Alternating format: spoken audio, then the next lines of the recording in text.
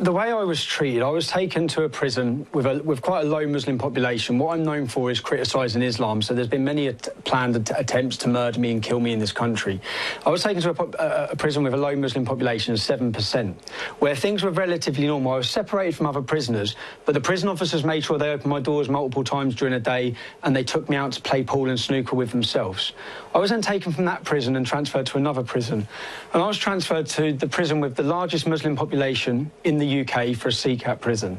I was then put on solitary confinement, where I spent 2 months not seeing or speaking to anybody, and they used the reason that I was in danger.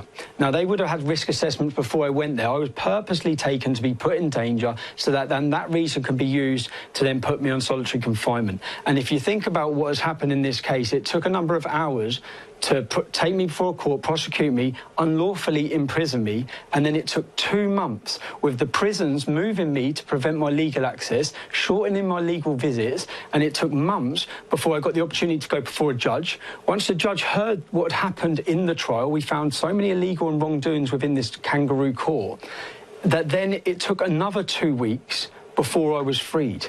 And to be honest, this whole encounter, if you talk about, I haven't eaten. I've lost nearly 40 pounds in prison. I had 1 tin of tuna and a piece of fruit a day. I was supposed to be in Her Majesty's prison service, not Guantanamo Bay.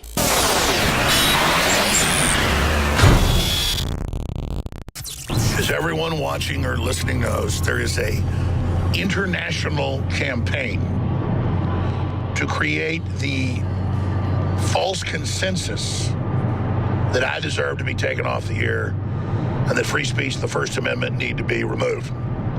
And to build this consensus, there is a wall of lies and deception, defamation, fraud. And I'm not going to go through all the permutations for those of you that have already been tuned in and you're already fully aware of it, but it is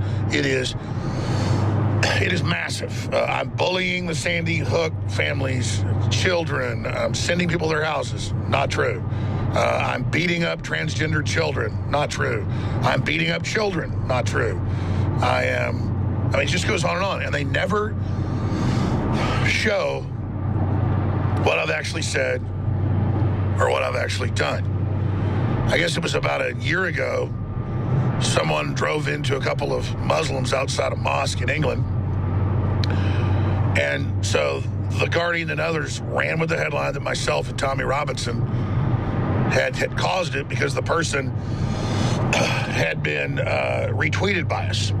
Turns out that was 1,000% false.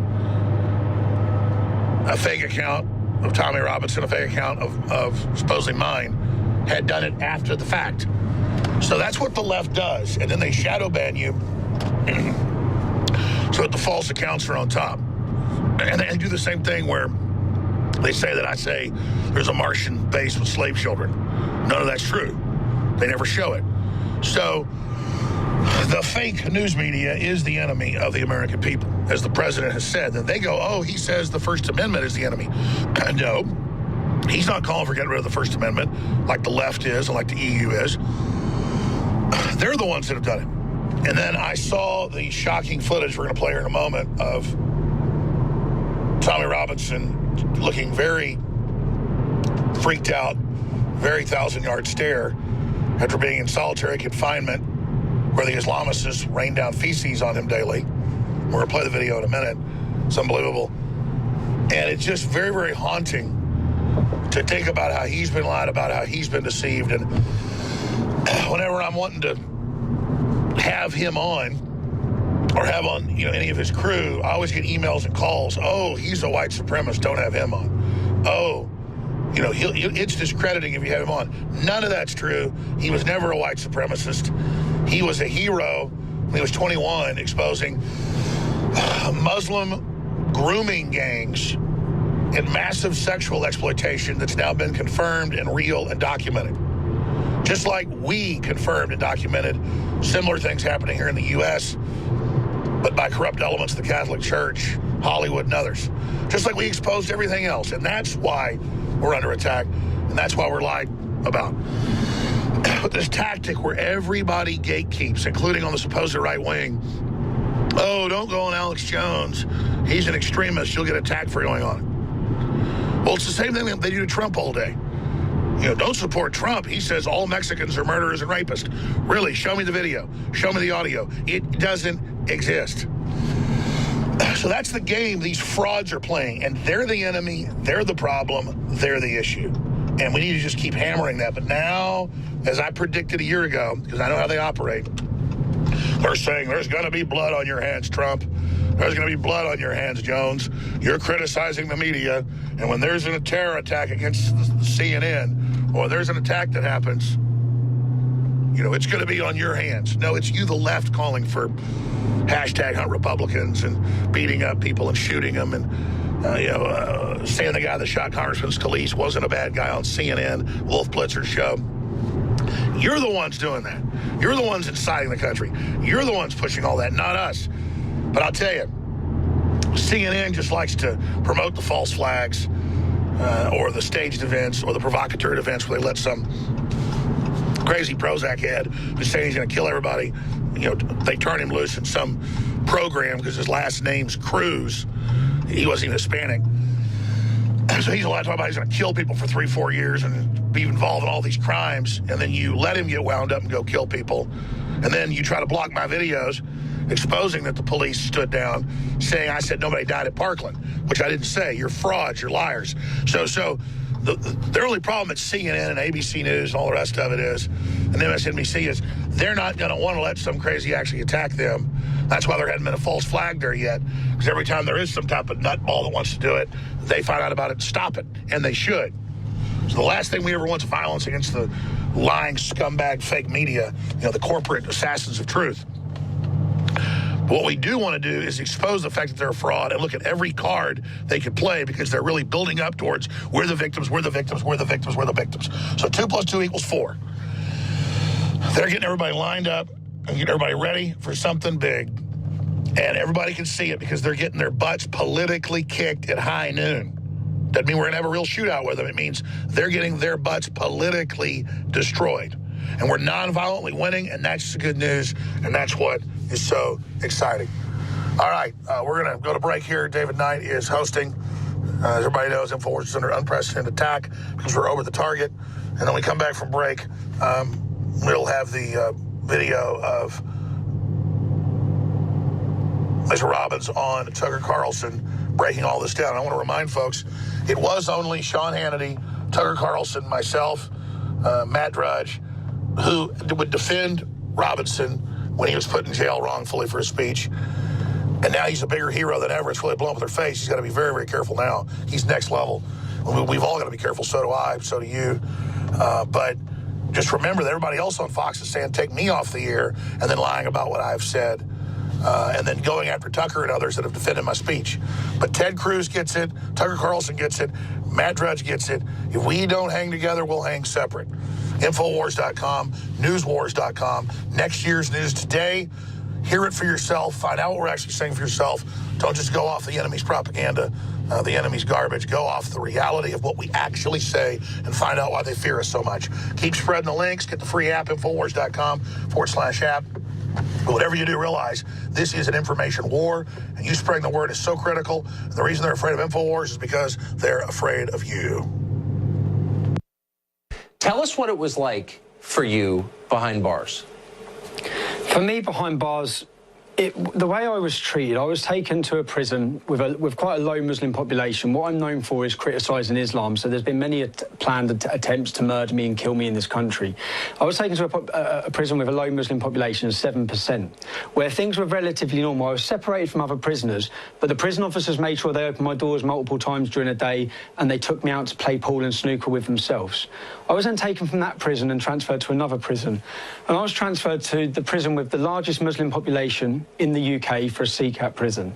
I was then put on solitary confinement, where I spent 2 months not seeing or speaking to anybody, and they used the reason that I was in danger. Now, they would have had risk assessments before I went there. I was purposely taken to be put in danger so that then that reason can be used to then put me on solitary confinement. And if you think about what has happened in this case, it took a number of hours to take me before a court, prosecute me, unlawfully imprison me, and then it took 2 months with the prisons moving me to prevent my legal access, shortening my legal visits, and it took months before I got the opportunity to go before a judge. Once the judge heard what happened in the trial, we found so many illegal and wrongdoings within this kangaroo court that then it took another 2 weeks before I was freed. And to be honest, this whole encounter, if you talk about, I haven't eaten, I've lost nearly 40 pounds in prison. I had 1 tin of tuna and a piece of fruit a day. I was supposed to be in Her Majesty's prison service, not Guantanamo Bay. I couldn't open my windows because I was having excrement and spit put through them. I believe this whole process, and Tucker, this isn't the first... Excuse me, I'm sorry to interrupt, but who is putting excrement through your window and spit through your window? So my prison cell that I was put in was on the lower level, the ground level, which it didn't have to be. So it's on the ground level. So every prisoner would walk past my cell window, everyone as they walk out. So when my windows were open, every prisoner's walking past. The mosque for the prison was directly opposite my cell. So every time, and we've had huge heat waves, I was literally drenched day to day, and I had excrement and spit thrown through the doors, through my windows. So in the end, I had completely blocked up windows, had to block up all of my cell windows. And all of this, when I say this, to a lot of people around the world, this current case, and the world has watched it, has shocked them. For me, this has been nothing new. You know, someone very profoundly once said many years ago that if fascism ever comes to America, it'll come in the name of liberalism.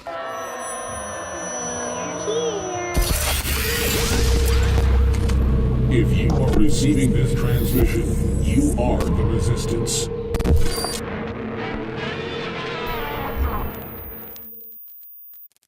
You know, President Trump talks about how we need to be trailblazers, how we need to be outsiders, how we need to expose the current stagnant system that's been suppressing us, wanting to make us poor so he can consolidate control and buy us up for pennies on the dollar. That really is the globalist system. And he's absolutely right. So it is an honor to be persecuted by the globalists, and to be lied about and to be demonized. But it's an honor to draw them out so we can show who they are, so that you take action and you take the country back politically, culturally, spiritually, financially. Another hero is Julian Assange, who's been in solitary confinement in a closet-sized room. They converted a closet with a bed and enough room for a laptop. They took that away over a year ago. No communication with the outside. It's all been one hell of a time for him, and he was very bipartisan in that he exposed Republicans, he exposed Democrats. He very judiciously released information that exposed criminal activity of the NSA, criminal activity of the CIA,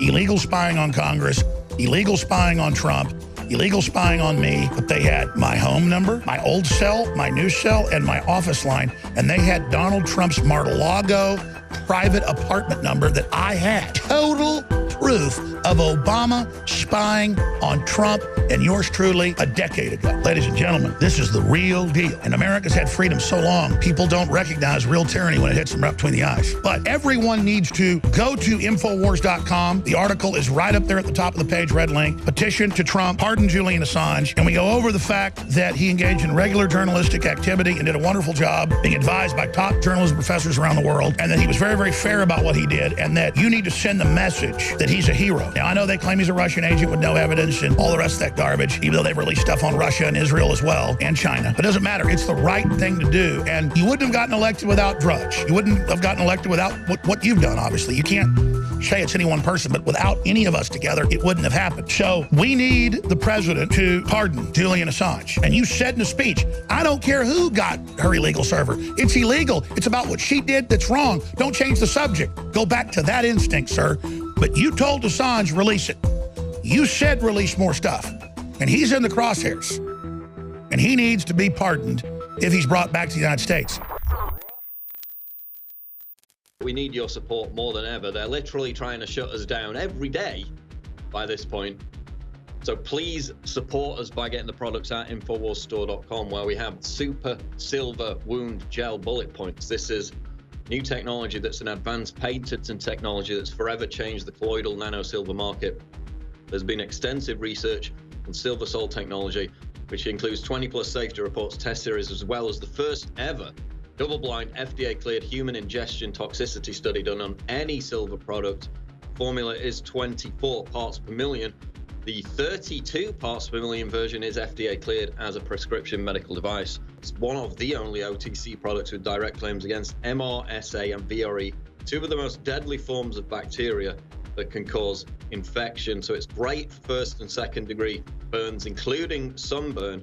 It's basically an armor for your wounds. This is a protective barrier that guards the wounds and helps keep them from getting infected. I'm definitely going to get some of this. Barrier of protection can last up to 3 days on the skin, which is great because when it happened to me, when I get these big scrapes down the back of my feet, plasters just ain't going to cover it. You don't even have, bandages. Plasters just aren't going to do it. So this would have been great for that. It's perfect for athletes of all ages in all areas of sport. It is Super Silver Wound Gel Bullet Points, available as an exciting new product right now at InfoWarsStore.com.